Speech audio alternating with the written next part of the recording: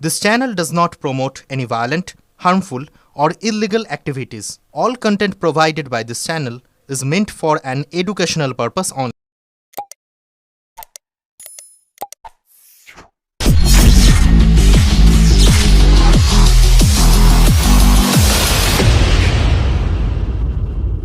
দেখুন, আজকে সারা পশ্চিমবঙ্গে 70 থেকে 75% মানুষ কৃষিজীবী। তাই কৃষিজীবী মানুষরা তার ফসলের উপর নির্ভর করে তাদের সংসার চলে। আজকে পশ্চিমবঙ্গের যে জেলাগুলোতে আলু হয়, হুগলি, বর্ধমান, এই দুটো জেলা হচ্ছে আলুর ক্ষেত্রে প্রাণকেন্দ্র, আলুর প্রাণকেন্দ্র। তারকেশ্বর, আরামবাগ। আজকে আলুর দাম হচ্ছে 70 থেকে 80 টাকা বস্তা, আর বস্তাটার দাম হচ্ছে 40 টাকা। আলু কেউ কেনার লোক নেই।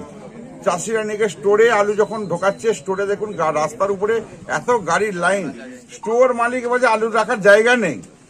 তখন হচ্ছে তৃণমূলের যারা আছে, টিএমসি লোকেরা আবার এর উপরে একে তো চাষি আত্মহত্যা করার সমান, তার উপরে তৃণমূলের দালালরা সেখান থেকে টোকেন নিয়ে চাষিদেরকে দিচ্ছে, বলছে আলু রাখতে গেলে আমাদেরকেও বস্তা পিছু 10 টাকা করে নিতে হবে। দাদা, আপনি তো গ্রাম বাংলার ছেলে, গ্রাম বাংলা থেকে উঠে আসা একটা জায়গায় আপনাকে প্রার্থী করেছে বিজেপি।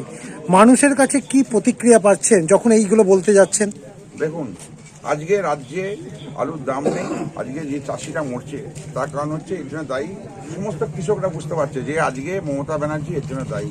আজকে তৃণমূল সরকার যে চলছে, এই সরকারটা কৃষকদের জন্য কিছু করে না। কৃষকদেরকে তারা ওই 6,000 টাকা 5,000 টাকা যে দেওয়ার ব্যবস্থা করে দিয়েছে, তাতে কিন্তু কৃষকদের পেট ভরে না, সারাটা বছর তাদের চলে না। কৃষকদের জন্য উনি কি করেছেন?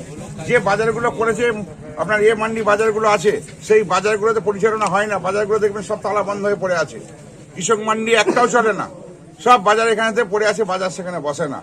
আজকে আলু সরকারের কেনার কথা ছিল 650 টাকা করে বস্তা। কোথায় গেল সরকার? কোথায় গেল এখানকার নেতারা? চট্টগ্রামের নেতারা বেরোচ্ছে না কেন? কৃষকরা মাঠে বসে কাঁদছে। এই কান্না নাট্যনাথ কি মমতা ব্যানার্জি কান পর্যন্ত যাচ্ছে না? কিন্তু মমতা ব্যানার্জি নির্বিকার।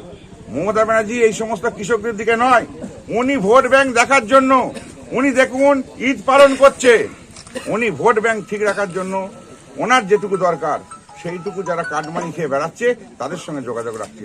সাধারণ কৃষক, সাধারণ মানুষের সাথে কোনো যোগাযোগ নেই। আপনি যে জায়গাকার প্রার্থী হয়েছেন সব থেকে বেশিটাই রয়েছে গ্রামাঞ্চল। সেই গ্রামাঞ্চলের বুকে আপনি প্রচার চালিয়ে যাচ্ছেন প্রথম থেকে। কি প্রতিক্রিয়া পাচ্ছেন গ্রামাঞ্চলের মানুষদের থেকে? কি বলছে গ্রামাঞ্চলের মানুষ আপনাকে?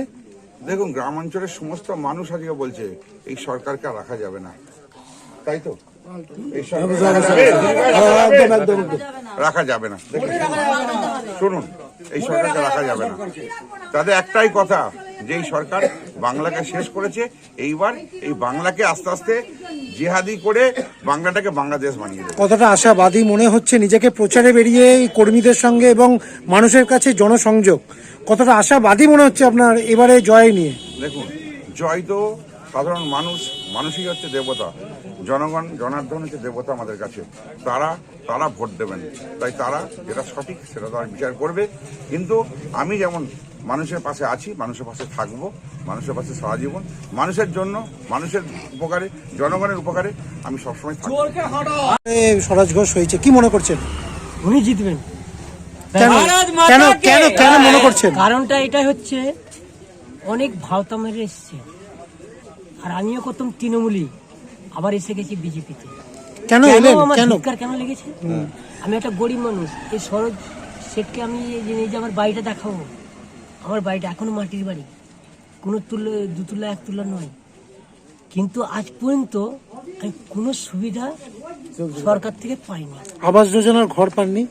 না। আবেদন করেছিলেন? না, আবেদন করেছিলেন? কাউকে বলেছিলেন আপনার ঘরের জন্য?